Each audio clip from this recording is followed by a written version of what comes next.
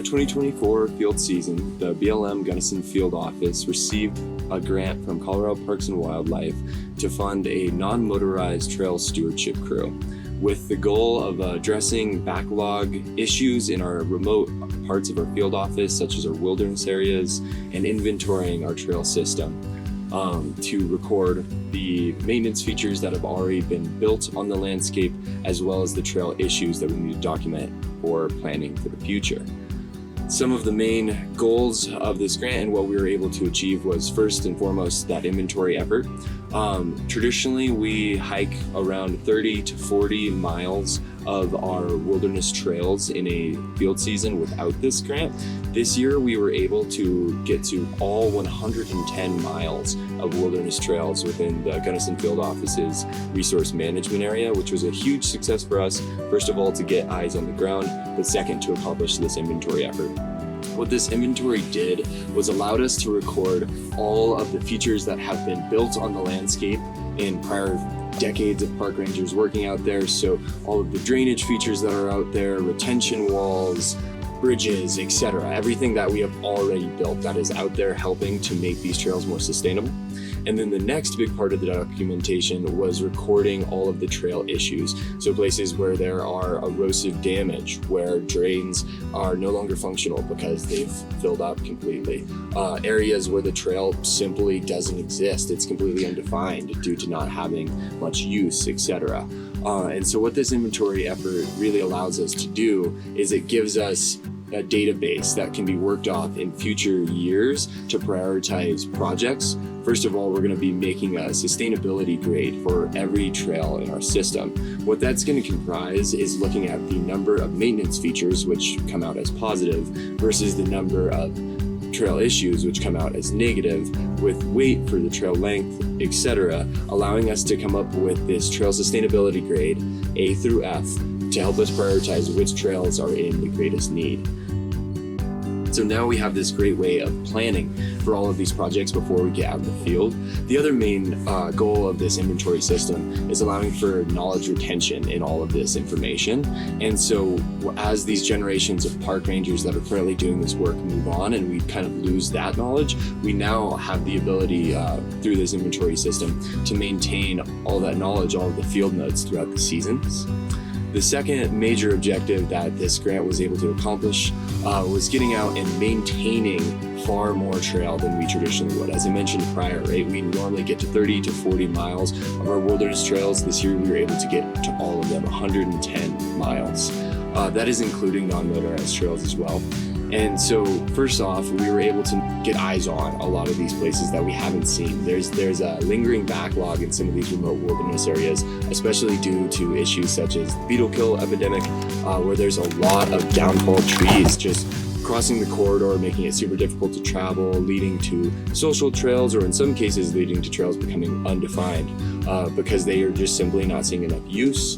And so now we got to get to these remote areas. For example, we got to do a long backpacking hitch in the Powderhorn Wilderness, in which we got to address the middle fork of the Powderhorn, which is a trail that hadn't seen people on it cutting and clearing corridor in many years, and we got out there to find greater than 150, maybe 200 down trees. And our team of 6 that was out there over this backpacking hitch was able to clear almost all of that corridor and completely reestablish where the trail was. In other areas, we were able to maintain features that may not have seen love in nearly a decade. Some of these drains that had been filled up just due to the remoteness of them and us not being able to get to them in a consistent manner. And so we were able to address a lot of our lingering backlog in our maintenance system. Our third major objective and accomplishment with this grant was being able to do more interpretive programs. Traditionally, our interpretive side of our field office is pretty bound to interpretive signage, packets, pamphlets, etc., and we haven't really had a ranger program, an in-person program, whereas this year we were able to add multiple ranger programs.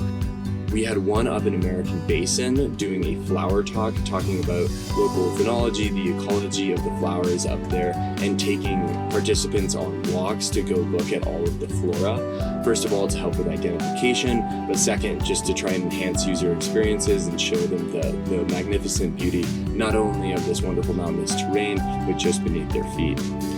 And then we were also able to do another interpretive program on the more historic side at the Johnson Stage Station.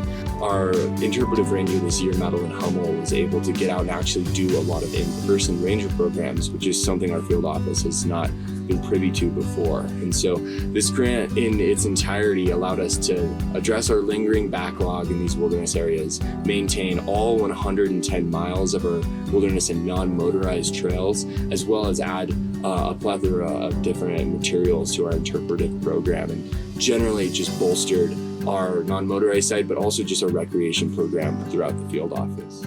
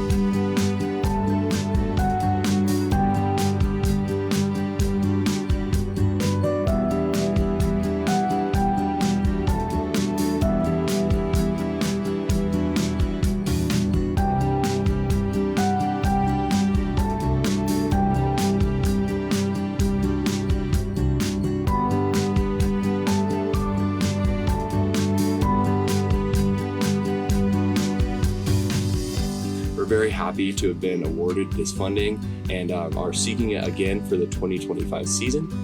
And we're grateful to be able to show you a lot of the beautiful places that we, the recreation staff of the Gunnison Field Office, are privileged enough to manage, and hope you enjoy.